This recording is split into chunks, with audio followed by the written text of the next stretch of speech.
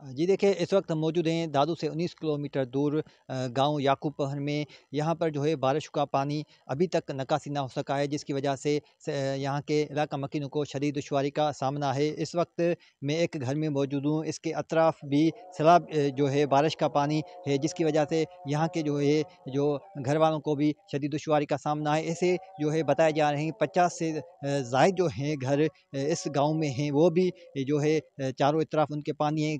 कई कई घरों में जो है बारिश का पानी भी है। आप मेरे रकम में देख सकते हैं कि ये जो घर हैं, आप बिल्कुल इनके चारों तरफ बारिशों का पानी जमा है। ये आप मेरे कैमरा में आपको नज़र दिखा रहा है कि ये देखिए, यहाँ पर जो है गन्ने का फसल है, वो भी जो है पानी बारिशों की नज़र हो गया है। यहाँ पर हमारे साथ एक घर का इलाका फ़र्द मौजूद है, हम उनसे बात करेंगे कि आप बताएं कि यहाँ से कब तक, यहाँ कितने माह से पानी जमा है, यहाँ पर खड़ा है पानी यहाँ बरस पे रहा है? कम से कम 3 साढ़े 3 माह हो गए हैं, हाँ, 4 माह, हाँ, तकरीबन 4 माह हो हाँ, गए हैं। हाँ, इधर बहुत पानी है, इधर रोड पे भी पानी था। हाँ, हम जब रोड पे भी पानी था तो ज़्यादा इधर इधर घुटनों तक पानी आता था, फिर भी हम जाते थे, इधर कोई नहीं आया हमारे पास। हाँ, हम इधर जाते थे, जुलूस निकालने के आए, हमारे पानी पानी निकालो हमारा, नहीं कोई भी नहीं आया हमारे पास, ना कोई वडेरा आया, हाँ, ना कोई रईस आया, कोई भी नहीं। ये हाँ। सारे पता नहीं कहाँ गुम हो गए हैं। ये ना घरों में कोई, भी पानी है। घरों घरों में भी पानी है, हम्म, हर घर में पानी है, हम्म, कहीं पेशाब करने की जगह भी नहीं है, समझो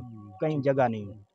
जी बिल्कुल, इनका यही कहना है कि गुज़श्ता 4 माह से जो है बारिशों का पानी है, जो अभी तक जो निकास ना हो सका है। इन्हें शदीद दुश्वारी का सामना है। इन्होंने ये भी बताया है कि यहाँ पर बारिशों का पानी जमा होने की वजह से मुख्तलिफ जो है बीमारियाँ वो भी जन्म ले रही है। इन्होंने ज़िला इंतज़ामिया से मुतालबा किया कि फ़ौरी तौर पर यहाँ से जो है बारिशों का पानी निकास किया जाए। जी।